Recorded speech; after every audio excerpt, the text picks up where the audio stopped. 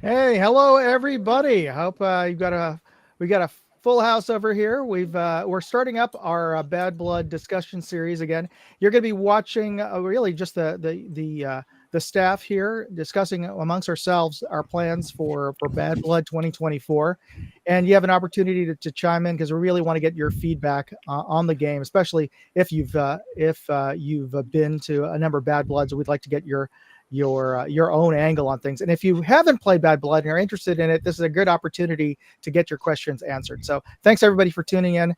Let me just start with just quick introductions from everybody, and I'm just going to go sort of clockwise from my screen. I'm Moondog. I'm the creator and the game manager for Bad Blood, and I started off in New York along with most of everybody folks here with NYC Airsoft, and we started the game off many years ago in New York, and we've since, as the game has grown, and thanks to the sponsorship of EVIC, the game has grown from 75 players all the way to 1,000 players. So we've moved over to EMR. Over in Pennsylvania, just north of Scranton, because that's the only field that could house all of us, and also provide all the parking and the amenities, and it's a great spot. And I'm actually based out of San Francisco, so a lot of the details are getting handled by everybody you're seeing else on screen in various parts of the East Coast. But every year we get all this, we start planning, and just in it's been like the last 2 years. We've been starting to do this thanks to technology. Been able to start discussions in live, and now we're sharing these discussions with you. But we try to plan all of the events well ahead of time. So you could find me at on Facebook at look for Moondog at Moondog Industries, or also on YouTube. You can always go to moondogindustries.com and you can contact me there, as well as you'll find contact information on EVIC, where it's the only place you can buy tickets for it. So right next to me we have Siamp. Siamp, you want to give a quick introduction to yourself and how you got involved with Bad Blood and how long you've been playing Airsoft? I've been playing airsoft since the old days of the Walmart see-through specials, and they were all pump action. And I started Bad Blood. I think it was the second year you actually had it. So I've been around as long as dirt. I was a CO for many years when you had Task Force Congo. I played as EXO, Medic, Embed. I've done it all. Run Chronos. So now I just go and lurk around in the dark shadows. Well, he's going to be our inspector. For all of you folks out there, you got to make sure you follow all of the requirements for equipment, because SciAmp. Right, there we go. Right, SciAmp is going to be the guy who's going to be checking out everybody and making sure that you have everything on there. And if you don't have it, you're going to have to buy it from one of the vendors, or drive off to Walmart. But hopefully, you'll be able to see that list and see clearly what you need As to long as bring. they got a red rag, eye pro, and something to cover the ears, and their uniforms match, they should be good. Yeah. Okay. And no real steel stuff, so Yeah. Well, no knives and not. things like Yeah. that. So All right, and next to Cyamp, we've got Ian, or Sonic. Yeah, I should probably change that. Yeah. Yeah, I'm Ian. I am the senior producer here at NYC Airsoft, mainly because Moondog's on the other coast. And you're primarily the on-field admin. Last year I had some much needed help. Thank you, everybody. So you're going to see me wandering the field, bothering everybody, making sure rules are being followed, everybody's drinking water, all the good things, breaking up all kinds of nonsense, having a good time, and yeah, and I do the bulk of the planning here with Moondog, and we go through the rule book 600-700 times, couple iterations, versions before we finally release it to the wild, and then make more changes, and yeah, just make sure that everybody has a good time and they're safe and sane, and you know we're doing it for the right reasons. Absolutely, and Ian's been doing a stellar Oh, job on right. that. Yeah. Yeah. So I started my first Bad Blood was 2013 as an embed for the Marxists, and I basically very quickly told Moondog I was taking over. Been here ever since. That's what we, that's how we get all most of our CEOs. It's the guys who do the work, do a good job, and actually ask to be on there. So, and for everybody out there who's interested in joining either as game staff or as a tribal or even as a faction CO, get to know us, talk to one of us, and especially get the recommendation of the current CO, and you can join us. So below me we have Buck. Speaking of COs. Oh, hello. That's news. Oh, sorry. Yeah. Speaking of folks who've joined the staff. Hi, everybody. I'm Buck. I've been in Airsoft back since 2011, 2012-ish. I started here playing with Bad Blood I was there for the very last year we had the last field. Don't even remember how long ago that was. I've embedded for Green's Army 2 years, and I've been with Tribals since then. I do sample guard, all the fun stuff. I'm also an EMT. If you do a stupid, I'm going to come throw bandages at your face and tell you to forcibly hydrate. I really don't want to give you an ice enema, but I will. And he will enjoy it. Every second, just for you. All right, and we have, speaking of COs, I meant to say, we have Doc next to Buck over there. Doc, give us a little background on you. First name's Kent. Doc's the call sign. Been playing since 2016. First Bad Blood was 2018. Had a look at the wall. Much like I'm the noob of the group, I would assume at this point. Much like everybody else, very similar story. Have played multiple roles, got a recommendation, and here I am. And now I'm the CEO of this team. Have a lot of fun doing this last year. I'm looking forward to this year. Oh, great. Excellent. Well, thanks for joining us, Doc. You did a great job last year, and I'm glad you're joining us again this year. Thanks for having me again. All right, everybody. So we have an agenda. One of the key things that, and I'll take full responsibility from last year. We had a typo on our game FPS limit. So I just wanted to go through those again. For this year, we're revising our FPS or joule limit. So it's 1.55 joules with 32 gram BBs. And for those of you who are used to FPS, that translates to about 365 FPS, give or take, at 25. And that's the calculation I was getting when I was using, if there's various online joule calculators out there. So if you're at 365, you should be just under 1.55 joules with 0.32 gram BBs. And we will be chronoing with our own BBs that are supplied by evic.com. They're going to be supplying us with the chrono BBs, but you can use whatever BBs you want to use when you're on the field. But we just want to make sure that everybody's being chronoed using the same equipment, using the same BBs, just so we have a baseline for everybody. And we're leaving the FPS limits for bolt action, and note that bolt action sniper rifles. So those are the only sniper rifles we're allowing the game. Those are the only rifles that are allowed to go above that, and we go up to 2.8 joules with those bolt action sniper rifles.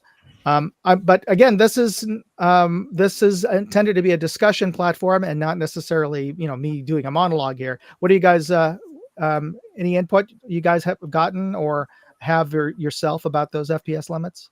It's what I always say since we've come up with the bolt action rule a few years ago. We don't recognize the existence of the DMR. It does not exist in our world. So you can't tell me that, it's a DMR, it's a sniper rifle. No, it's not. If it's not bolt action, no, it's not.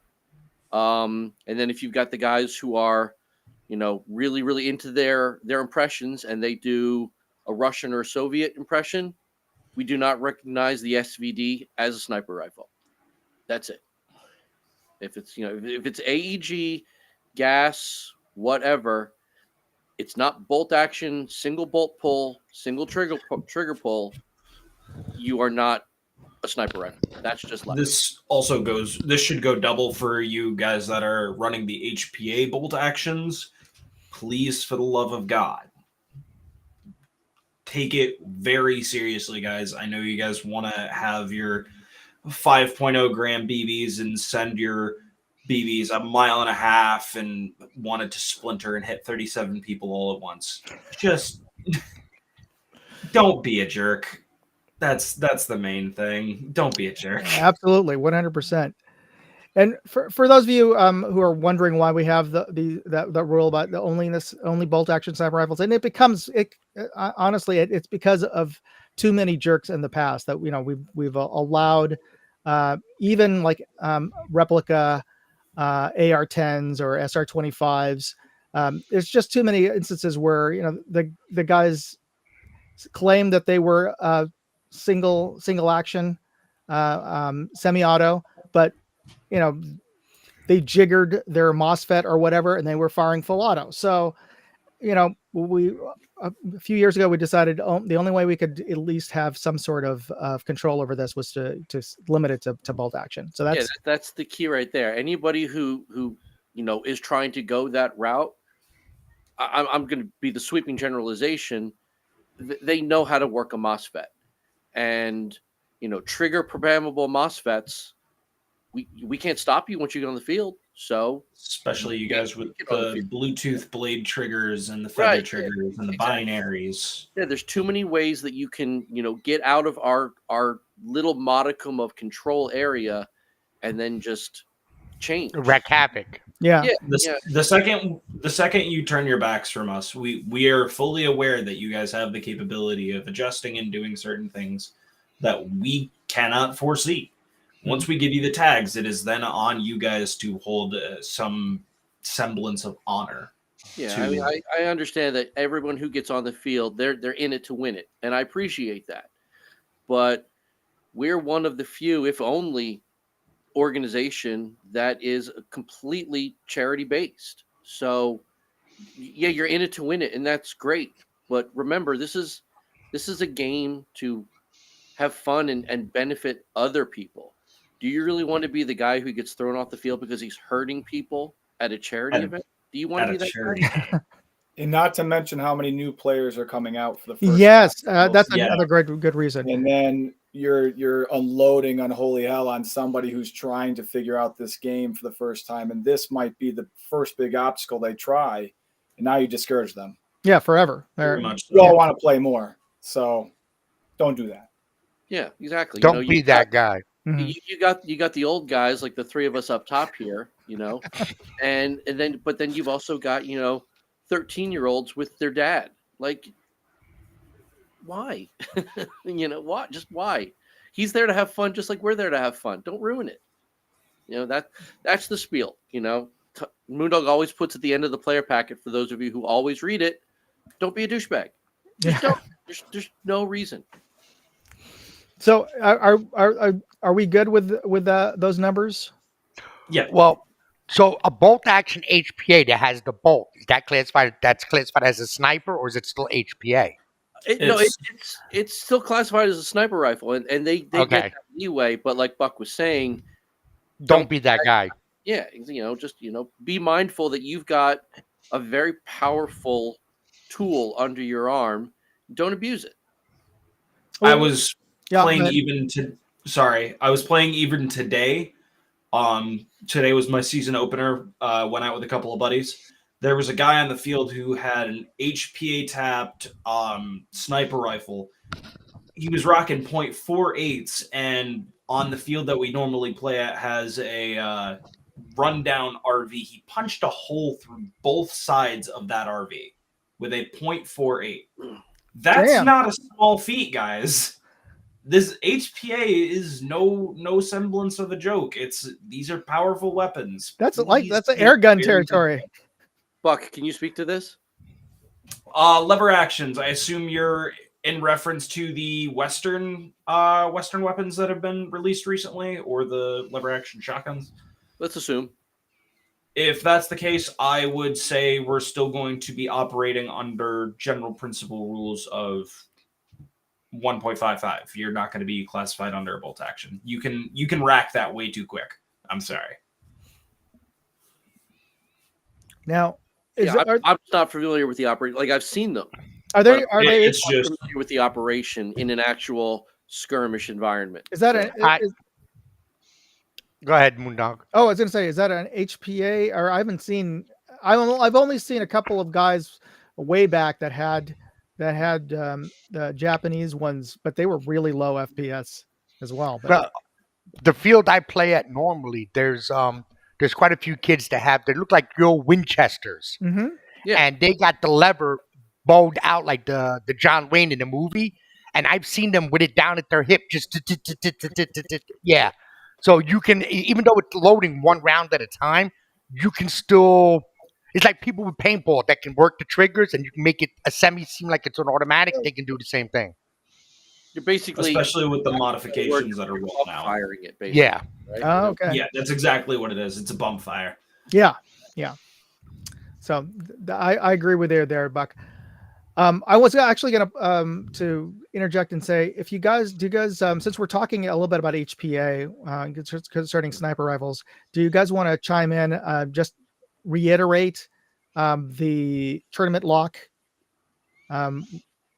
Just to go over, I don't know how many folks out there are going to be running HPA who are watching this or on the live stream or watching this later. I mean, I haven't been in the chrono line in the last couple of years because, I've been kind of making myself busy with other things. I've kind of left it to the pros. I would say we're probably at a quarter of the participants are HPA, maybe. No. I think it went up real big last year. So 2 years ago when I was there, because I wasn't there last year, but 2 years ago when I was there, we had, I would say, well more than a quarter. Really? And the problem is you have so many different regulators that not everybody gets the right tournament lock. And then we were sending people to the vendors to get the tournament lock. Oh, it doesn't work on my thing. So then I said, well, you got to go talk to Tim and Tom. And they come back with, Tim and Tom said, yeah, I can put a paper cup over it. And then I'd call Tom on the radio. Yeah, he could do it. No, so I'm like, obviously, Doc, speak to this because you obviously know more, but yeah. I can't see a single regulator out today that isn't lockable or has an integrated lock. I can't imagine that, because we're not the only people in the world who are requiring tournament locks. Every recognized national does it. So every event I've been to, it's always been locked. What's that? Every event that I've ever been to, I've always been forced to lock it. Yeah, exactly. And it's one of those, like, it's February. You've got time. Figure out what regulator you've got and order it. Amped has them. I think EVIC does also. So is Airsoft GI in them. You can't find somebody who can 3D print one for your your special snowflake tournament. I mean, if you have the category 5s, they have them built in. It's a real easy little adjustment. You pull the thing down and you wrap a freaking zip tie to it. Yeah, and it just closes it off, so no one could adjust it. Yeah, and that stupid Titman does have a tournament lock. It's the body pin. Not everybody has bought the body pin. And will have them out there in the field recently. They kind of came and went. They stopped making the HPA Titmans. Yeah. So I mean, like I said, it's February. If you can't figure out what regulator you have come June, then maybe you should reconsider your platform. That's just me. At me on any of the groups. Let me know. I'll look at it. I'll let you know pretty quickly what you got and how to lock it. Yeah, and we'll just use crazy glue.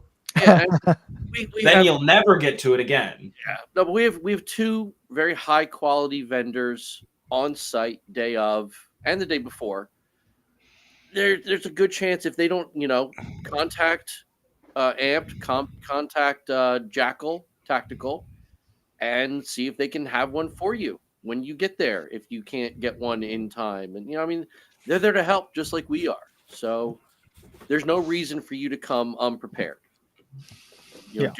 Figure out what you've got now, between now and then, and come prepared. Absolutely. So And don't be looking at this as like our way of like shaming you for this and like, oh, you should know. Like, no. Ask for help, guys. If you genuinely do not understand how the tournament lock system works, ask for help. There's no shame. It's weird. Not every system is the same. I bought a tournament lock system for HPH system that I don't fucking have. It happens. I bought the tournament lock for the amp line, and I have the category 5. I had no idea what the fuck I was doing when I got an HPA. It's okay. It's no big deal. But I've you'll done it. learn. Everyone has. Everybody has bought at least one thing throughout their airsoft career. Like, this doesn't go to what I have. yeah. I don't know how this coordinates. Do I need to shim this? Do I need... Where's my Dremel? It's gonna happen. It's okay. We just want you to figure that out well before you show up on game day. Yes. That's all we're asking. And it's a safety thing. It's a preparedness thing that proves to us that you read the You rules. read the player pack. Yeah, exactly. You read the rules. You understand the rules, and you know what's expected of you as a participant. Because again, you're there to have fun. So do everything in your power to have fun. All right. And we'll probably answer any of questions. We're going to try to do these live streams regularly, if maybe every other week or once a month, depending on everybody's schedule, to answer these questions. And I'm sure for those of you who might be watching this not live, finding this on YouTube or what have you, if you have your questions, contact any of us here or your faction COs on Facebook and ask your questions, or you could ask on our next live stream about any gear. And one of the things I wanted to circle back on is that this is a Milsim light event, so we're not going to be as hardcore about a lot of the rules and a lot of the unit dispositions and roles as some of the more heavy Milsim, but we try to at least follow a lot of the national rules and concerning gear, FPS limits, and tournament locks. So in a way, if you can at least match the requirements for Bad Blood, you're in a good place moving forward in your Milsim sort of career to go to a much bigger, more hardcore game. Yeah, that's fair. All right. I'd say this is Milsim light. Yeah. I think that's the best way to put it. A very good introduction. Absolutely. Yeah, like in the bigger games, I'm not going to name drop any producers, but like they set up their chains of command because they want that pseudo military aspect, and that's great. It really, if you choose to get into character and get into the story, it's really great to immerse yourself in that. Oh yeah, it's a whole lot of fun. We have COs in place because, let's be honest, herding 250 people around a field, just saying, okay, just go ahead and do. No, that's not the point. I mean, further in the live streams, we'll start to talk more about the storyline of the game and what's kind of expected of you as a participant. But like, the idea is you just go where you're pointed. That's the CO's job. He says, go there, shoot those guys. Okay, I'm on it. And have fun, like. Well, basically, that's what the military is. Go over there and shoot them. Well, you would know. Yeah, I spent 35 years in the Army. Yeah, I should know. You got 1,000 people in the woods with toys. So let's just expensive you guys toys. Go there. Okay, on it. Like that. That's the crux of the game. So one of the things for this game, and so our next topic I wanted to get into, because it could this is a big change for those of you who've been playing Bad Blood. We haven't done this in over 10 years, maybe over 15 years, since way back over in when we were playing over in Plattekill. I'm going to be trying out fixed spawn points again, and we're going to be dropping the triage respawn this year. and I've spoken to Tim about this, and we think we can make this work. So this year we're going to be respawning from 6 respawn points, potential respawn points on the field, but each of the factions you're going to be only using one at a time. So you claim one of those places. So basically, I'll coordinate it. Your CO will coordinate it with the embeds who will contact me, and I'll keep track of it at the HQ back over upstairs in Wolf's Lodge or wherever I'm at, and I will keep track of which of the CCP points each of the factions will be using as their respawn point at any given time, and then we'll let you migrate to a different one depending on where you are. It's somewhat akin to when we had fixed spawn points and triages a few years back. Yeah, but that was just way too much. We're going to argue about this. I'm just going to tell you straight up. The idea of fixed respawns for stragglers and then having the triage, that's my personal preference. The idea of having nothing but fixed respawns, because you know what's gonna happen. You're going to have a faction who's down in the gully whose fixed respawn is over by the campers for that point in time. I see problem. Well, why would they be in the gully? Who knows? The whole point of the game is to keep moving. You know what I'm saying? The game is follow the leader. They might just go down there for the sake of going down there. Right. So what you're saying now is not only are they supposed to be moving the field, searching for their samples, they also have to claim respawns. I can see firefights starting over a respawn. 2 factions show up at the same time. Well, to be fair, we have had that issue happen plenty of time with the mobile respawns, because we'll get word isn't going to get down the line that this respawn has been, ownership has been changed, and you're going to have like Anthony was saying, you're going to have teams fighting for, well, this is our respawn. We were just here. Well, it's ours now. They just said it over the radio. Well, we weren't told. I don't know. I mean, in theory, it's a little convoluted. I can see Ian's point here. Well, okay, each of the factions is going to get a specific colored flag, and that just one flag, and that's going to be you're signifying where you're going to plant it at the respawn point. So visually, you'll know who has that respawn point. Oh, kind of like we used to do at the Plat Kill when the mobile triage had the colored flag and he walked around. You knew that was your respawn, kind of like that. Yeah. So, and it's not like you have to claim, you have to fight over the CCP to get it. You'll negotiate. You'll contact me.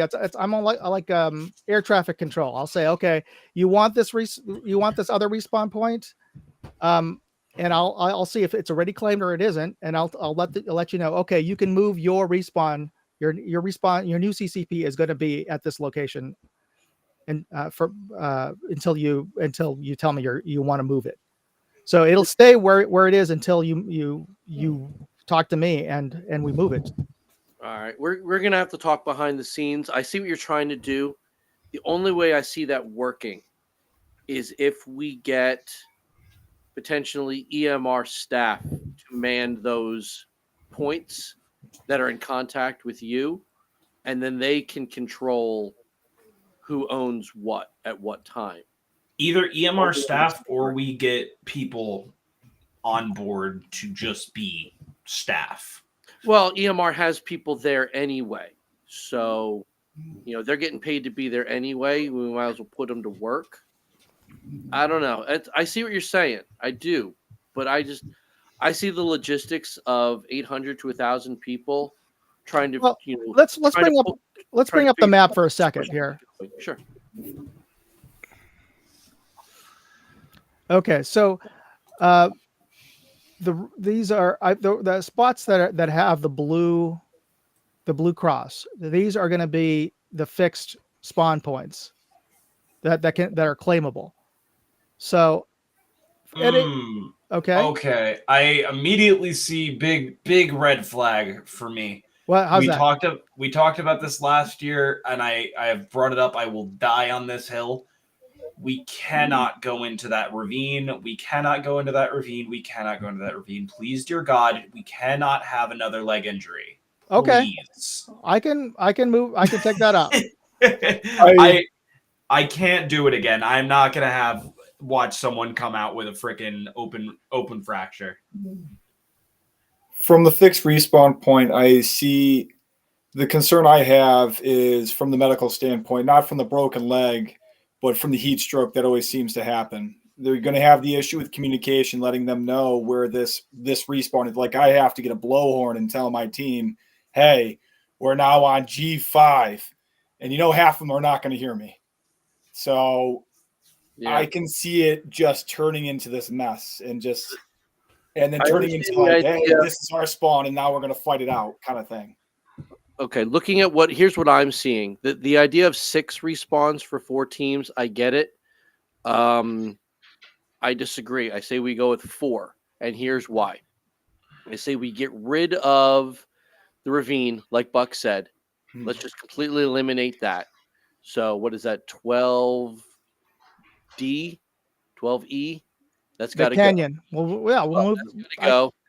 We need to mark that off in general this year. I died on that hill at the after action last year. The ravine in its entirety needs to be X-nayed. Yeah. We cannot afford to have this again. N8 has to go because one, it's too close to the one in the woods, and that's Timmy's house. I was actually going to recommend we move that up to the airstrip and move the airstrip would work. And then move East Forest north. The only problem I have is if it's going to be hot out there is the J2 one, there's no shade there. So if people are going to stand out in the sun waiting to respawn, there's no shade for them to try to cool off a little bit. The one that's in the woods is nice. Yeah, you're right. You're absolutely right. But since you weren't there's no other place to put it. Last year we actually did put in water stations, and that really helped. No, but okay. We had a lot less heat caches last year than the year before. I bet we can move that and or they could put up a pop canopy. Yeah, people are gonna come through the ravine because that's just natural. I think forcing people to go to the ravine that's going to be dangerous. By having to respawn down there. And like I said, N8, that's Timmy's house. So that's the only thing about having it a respawn point. You can't fire into it because it's a spawn point. So there's not going to be any firefights there. That's the reason why I was starting it over near Timmy's house. So that all right, I see what you're saying. So maybe not directly in that grid, but like in that general area. I get that. Officials should not play. I like the idea of the tent, the pop up at J2. I think whoever has that is going to get killed, especially if it's later in the day. So having a spot that even if that team is dying, that 20 guys can just go sit in that tent for a little bit. Can go or step up. The perk to that one as well is it is right next to the exit of the field, so you can just step off, head back to camp for 5 minutes and cool off. That's true. But can we get the map back on there for a second? Oh, sure. N8 is an insertion point onto the field. I assume that might be Timmy that is commenting currently. Oh, sorry. Where's Timmy's comment on it? I see Facebook user on the right hand side. I could be wrong, but that might be Timmy. I'm just from my small screen. I know that's roughly where Timmy's house is. I know there's a barn right in that general area with an insertion point. Yeah. So that's really where I meant to put it. More the barn than his house. Yeah, you're right. An insertion point somewhere in that general area. You're right. Why don't we just move it up to over 1? Yeah. And then move it to like L11. L9, I think Buck is saying. I was saying L9 or L10. Yeah, L9 works that way because if we kept the one that's still over in the jungle there, was it 13J, 13L, or K? I can't really see it. Maybe 13K. Further down the end of that trail, kind of where I think it was what Black Shirts started last year. Yeah, it's basically, I try to put it where it's easy enough to find if you follow a trail. Yeah, because What if we move the East We're gonna look at the Fortress? they're going to see, okay, well, say they start at L7, right? Okay, well, they know that another faction is only a good 300 feet away.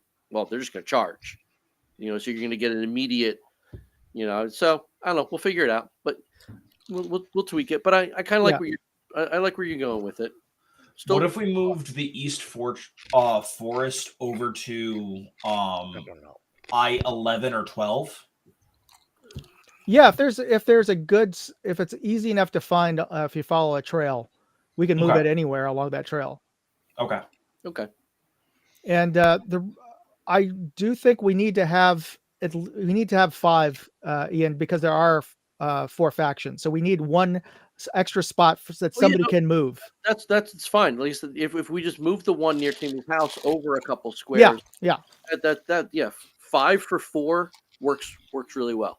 So basically, the way that would work, guys, is you basically have your starting spawn wherever it is, and then you have the option of moving your spawn point somewhere else if you want to. You'll probably get used to fighting from a certain location, and then once you feel that you've exhausted all the places that you think you could find in that area, you'll want to move anyway, right? Yeah. So you can contact me and I'll tell you where is, and well, in the case, which one's open that you can move your spawn point to. Let me put this thought into your head. Mm-hmm. What if we literally just rotated at the top of every hour? That's another way to do it. But you got to make sure everybody's on the radio and hears that. Say again? You got to make sure everybody's on the radio and pays attention to, okay, now you're no longer spawning at I2, you're spawning at B3. Yeah, no, you're right. But it is also the player packet. A piece of required gear is a watch. Well, yeah, but you're not going to know which spawn you're going to. No, I understand. How many people print out the maps? Not everybody does. That's where a CO, having read the player packet and understanding their role, or the embeds understanding their role, come in play. They say, okay, it's noon. We started our spawn was L12 or L7. We're now at I2. Because we're rotating on the hour. That's the embed and the CO's jobs to know. Okay, at this point in time, we've migrated. You know what I mean?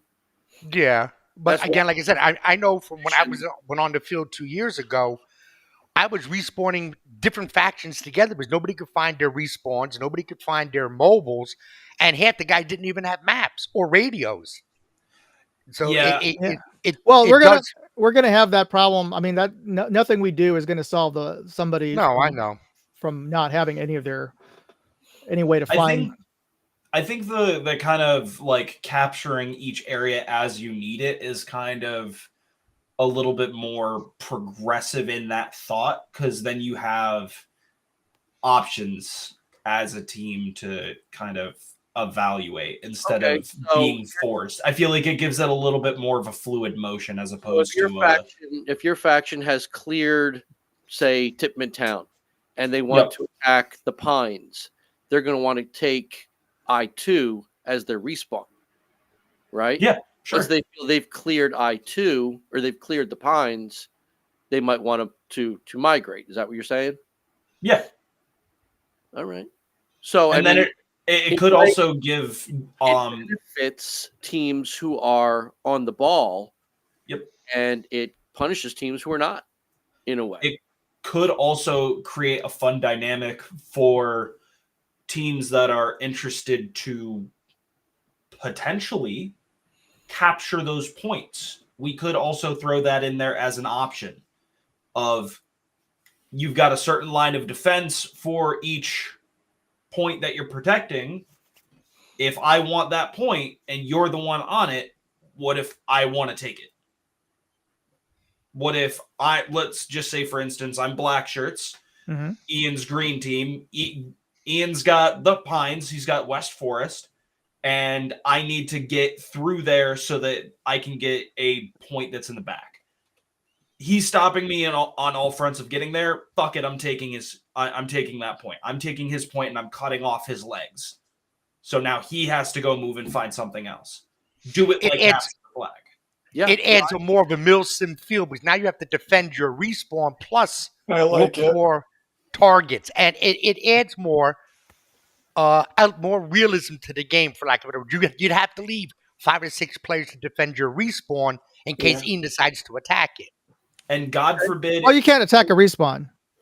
Well, No, but I that's mean what to we're take it. suggesting. Yeah. you can attack the people who are guarding it from 50 feet away. If there are 5 people that are guarding the respawn and those 5 players go down, that respawn is moved. That respawn has to be moved by the CO. That's selling me. That could work. I mean, if you see people with red rags on, obviously you're not going to attack. But the guy standing 25 to 40 feet away shooting back at you, yeah, kill them. And then you got the respawn. They're marked. Maybe they're marked so you know that they're the defenders versus the respawn.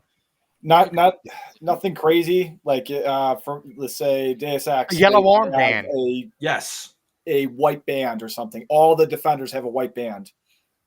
And then that way you know who's going to defend that. I like the idea. I can see it getting bogged down, but I also like the idea. It adds a different element, a different flavor, rather than ramming into one another over and over again. Especially with how we've had it for the past few years with the mobiles. I especially see that choke point happening the most near Titman Town.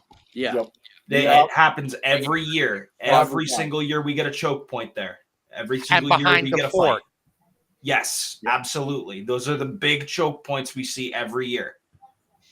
But you know what else it adds too is it allows, say me and Ian and Tom were actually playing. We're old as dirt. We're not in the greatest health. We can be defenders. We don't have to roam around the field. You know what I mean? For older players that might not be as mobile as a lot of younger kids, they can still get out and play, but don't feel that they're going to end up hurting themselves trying to run across the field. And don't feel like they're not going to get any action. Exactly. I kind of like what you guys are saying because I say this every year. Bad Blood is a game of movement, but we always see guys show up in ghillie suits and sniper rifles. Now it gives them that opportunity to be sneaky peeky. I kind of like that. And it adds more to it. You could leave booby traps at the perimeter and take them with you. All right. But yes, your defenses are yours to do what you want to do. That's fine. I see what you're going. Yeah, this could work. This could definitely. I mean, it's going to need a lot of talking to get all the bugs worked out. But I need to see it on paper and really pick it apart. But yeah, that could. You know, we could do a test run of this, doing using a tabletop RPG rules. Sure. Yeah. Or rock paper scissors. Yeah, or rock. Yeah, I'll just roll the dice and say, okay, you're starting over at. Each of you guys take a start point. So you're starting at West Forest.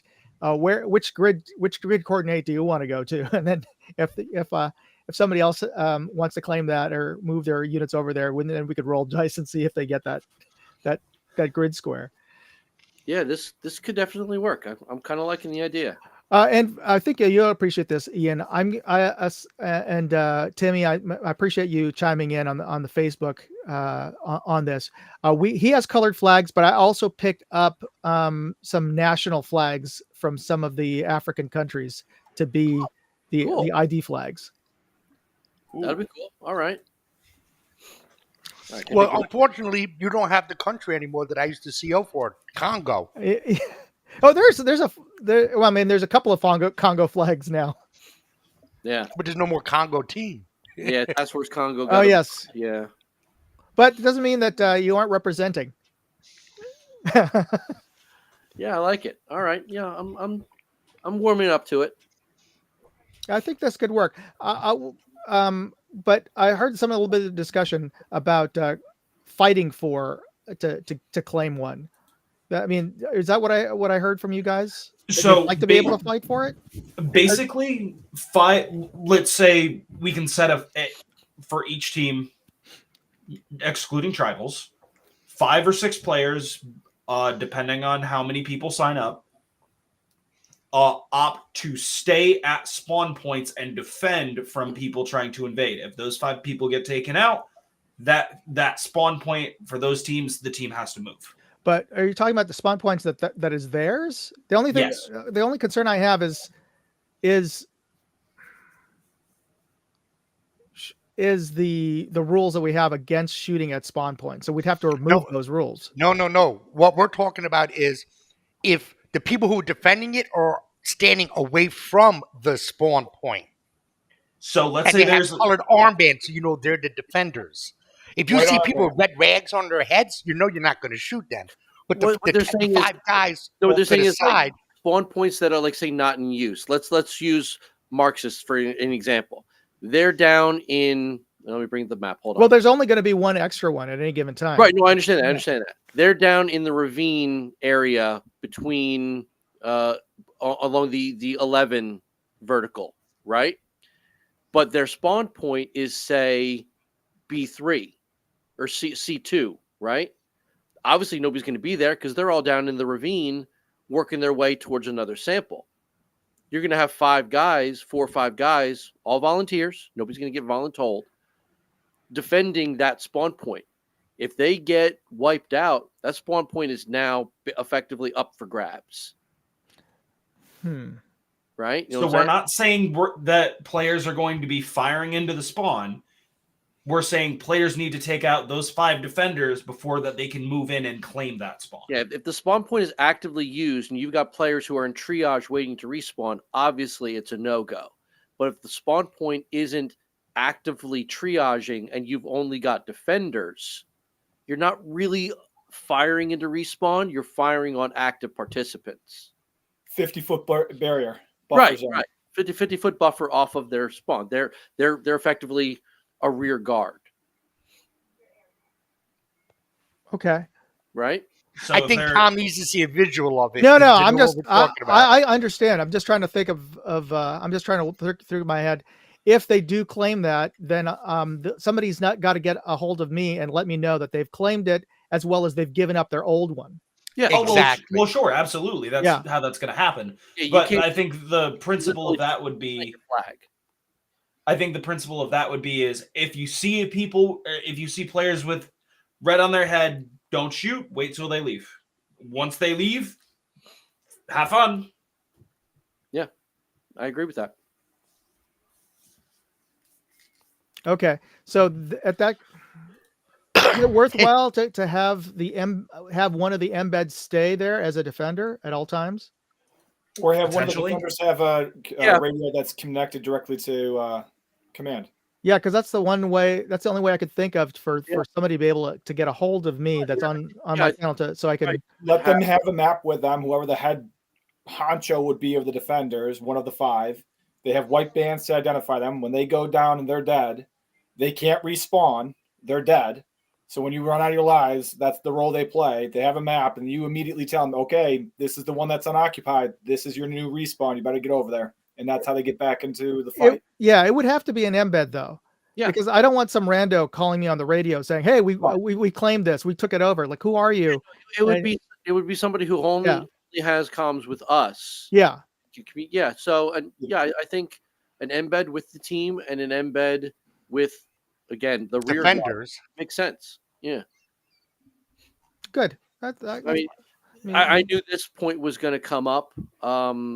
The idea of having that point and a mobile respawn to kind of keep the game moving.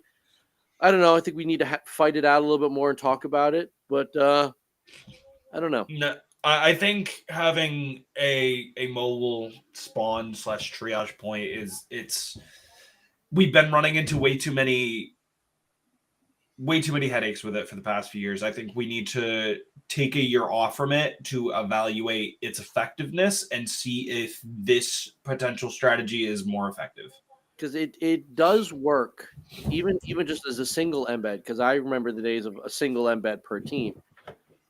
It works with 100 players per faction, and even then, it's difficult to make sure everyone who's hit, knows to fall back. You got to keep the time on it.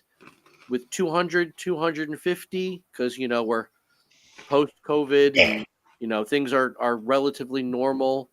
People are hopefully going to be itching to get out there and play and really experience this game for what it is. That's a lot of people for one, even two people to manage.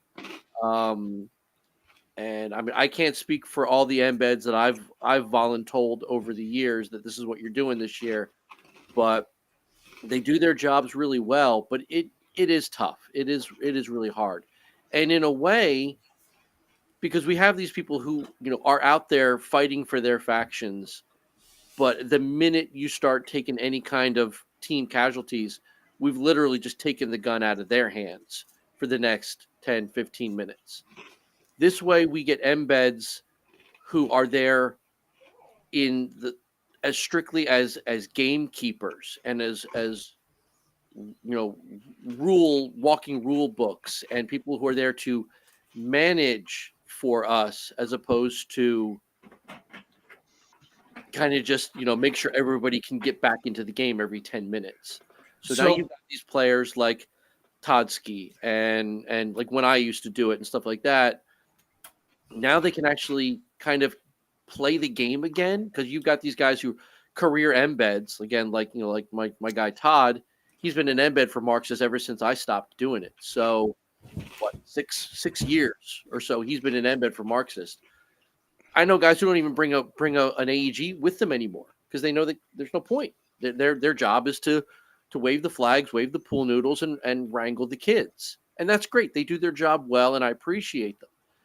But why not let them play? They haven't played in years. Well, what about a dedicated embed just for the mobile triage? I remember the first year I was mobile triage at Sci Sports, my gun broke like an hour into the game. I didn't have my backup. So I was in the staging area, and Tom says, "What's wrong?" I said, "My gun broke." And the kid who was the mobile triage, he got heat stroke or whatever it was. And Tom says, "Well, do you want to do this? You ain't got to shoot nobody. Just walk around with the noodle, do this, do this." Yeah, that happens. And if you have somebody who has that's just doing that, bring stuff with them anymore. They just bring all the water because they know that their job is really just to wrangle the herd. Now they don't necessarily have to, Let's keep this in mind as well.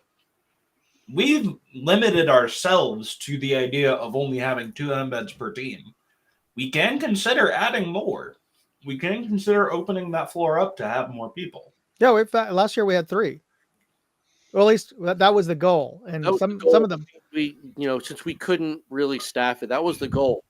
But we at least had our 2 per, which was nice. I would love to have 3 or more, but it's just a matter of finding the guys who are willing to volunteer to do that, and know what they're doing. Right. Yeah. So it's really a matter of understanding the rules front and back, and be willing to be that referee as well as be that referee as well as a player. So with the idea of these static respawns, it still allows that player referee to kind of really experience the game and do their job when required, as opposed to, oh, my team's taking hits, got to pull out the flag now, because that's what they've been told to do, and that's how they're comfortable running their team. Now that if we can say, okay, bring your AEG and bring all your mags, because you're gonna finally get some. Yeah, I like it. So I can agree with that, but the problem too is going to be when your respawn says at I2 and your team's on the other side of the fort. Now you got to walk all the way back because there's no more mobile respawn to I2 to respawn. Then walk and then we have enough trouble even with a mobile respawn, people finding the respawn. Well, again, it moves but that goes to what Buck was saying. It was like, if you know that you're 1,000 feet from your respawn, well, you find a new one. Look for those guards, and try and claim. That's kind of the point. So while the factions are moving, they're now also capturing. They're taking territory now, as opposed to coming through like a bull in a china shop, getting their sample and bugging out, which is still fine. If that's how you want to run it, fine. Just know that your static respawn is going to be under siege all day long. They're going to have to be bunny hopping it, and it's as Ian said as well. This is a mobile game. People that are going to be mobile, people that read the player packet, people that are listening to the live streams and paying attention to what's actually happening and transpiring are going to excel, and the people that don't are going to find themselves sitting in the asking- staging area at 10 o'clock in the morning crying. Or And- they'll step up and say, "Hey, we're not following the spirit of the game. Let's get into this and capture ourselves a respawn we can use, and then continue on with the plan." That's where you need a CO who understands what they're doing, and embeds who understand what they're doing. Say, "Hey, look, we've been stuck in this mire for the last 45 minutes. It's not working. You can't just red rag it out anymore. You gotta figure it out. That's where we can reintroduce some milsim to effectively the scavenger hunt. And it also kind of deters what has happened for the past few years that has been the tried and true tactic of the Marxists and the black shirts of death ball. Yeah. A wave Speedball. of hell.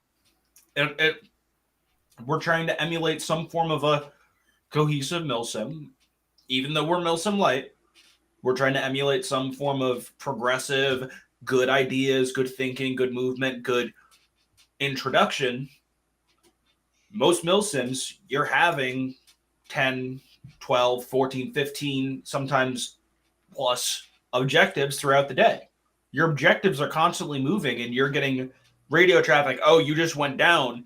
You're headed back to respawn, which is your static respawn of, hey, I need you to fuck off with what you were doing, and you need to go handle this thing that's on the other side of the map. Okay, come back. You're going to the center of the map. Die one more time. You're going back to the one you were at 3 hours ago. Yeah. Now we also need to basically introduce radio etiquette and proper radio usage. You can't be on your staff channel or your team's channel just chatting away. You need to be listening for instruction. You need to be listening for, okay, we lost our respawn. We now need to go capture this and because this is the area we're in. We're abandoning our respawn because we're going to be taking. You need to be in the know. So, I heard this years ago, and I still use an example. You can't just be squawking away at your friend to find out, okay, well, who's going to go order pizza? Yeah, that's not my problem, guy. Your job now is to listen to instruction. You're not being barked at, by your COs or your embeds. They're there to guide you in the game. They're not there to turn you into a mindless machine. You're there to have a fun and do your role as a participant. But you need to be listening on what to do next. And if you want to not listen to people, come talk to us and find your way over onto the tribal team and create some chaos for the rest of them. Yeah. That's our whole job. Yeah. I know when I was a CO at Congo, I always designated one person that was with me. He kept on the whole team channel, and I stayed on the staff channel. So anything that Tom would tell me that needed to be relayed to the team, right. It was like in the military. You had the radio operator. Yeah, exactly. But not everybody does that. I know the black shirts CO, another buddy of mine. He does that. He designates a radio operator. He's on the staff channel. He's listening to us and communicates with us and his embeds. And then he's got a faction player whose only job is to relay information. Is to relay information to the team. That's his job, and that's what he does, and he does it well. That's why Black Shirts is also a very successful team. Well, they also just bum rush everybody. So I mean, that's also that's Marxist. You got a guy literally screaming, "Move, move, move!" He's the radio operator with his voice. But the idea of you've got one guy who's just that's where the information is coming from. If you don't hear it from him, it's not valid information. You know what I mean? So yeah, I mean that's up to if more teams did that, it would be probably a better game. But a lot of people don't. And that's why Bad Blood is what it is, because every CO and every team does it their way, and that's their right to do. Doc's going to do it any way he wants to do it. If he wants to designate an RTO, great. If he doesn't, okay, that's fine. I don't have a problem with that. Just know that you might be having guys who are missing key communications. If you're okay with that, you're okay with that. and that's fine. That's your game. Just know that that information has to get passed somehow. I don't care if you use runners. I don't care if you use carrier pigeons, but Smoke somehow signals. information needs to get passed. It's their job to figure out how to do that. All right. Do you eat fishy? You ate the fishes? All right. So we're actually we're near the top of the hour, folks. And so, but we got a lot of headway on this, and I thought this was going to take the lion's share of the discussion, and it has. So this is a good start. I don't know. Let's just talk about scheduling for our next meetup. What do you guys feel like? Should we do it every other week, once a month until then? I was thinking we should probably do a minimum of once a month up until maybe 6 weeks out, and then we go to every week. Okay. So I agree. we do the next one around around St. Patrick's time, maybe. The 24th of next month. That'd be fine too. Yeah. Is that St. Patrick's?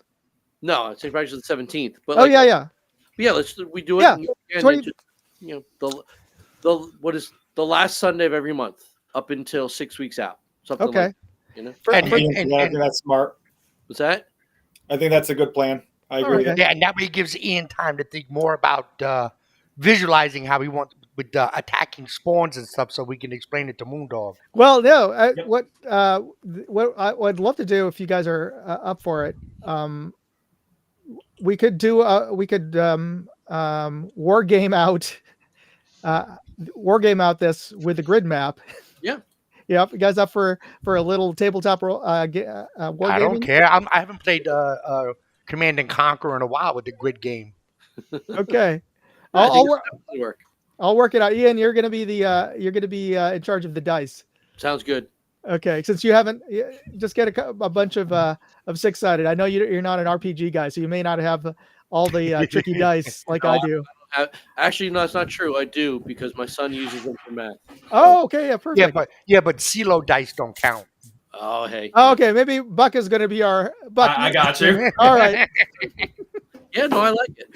So I yeah, knew there like, was a reason I have like to admit, Buck. I'm a little confused at this board game nonsense. So you guys as I go. yeah, let's definitely reconvene for our next public. Let's yell at each other and come up with crazy ideas for the last day of the next month. If we want Chaos Reigns. if we want to tabletop it, one night, let's figure it out. People can watch and tell us how bad we are at games and have some fun. All right. I've got a month good. to work up some basic rules, and I'll tell you how it'll all work out. All right, sounds Sounds good. All right. All right. Catch you all then.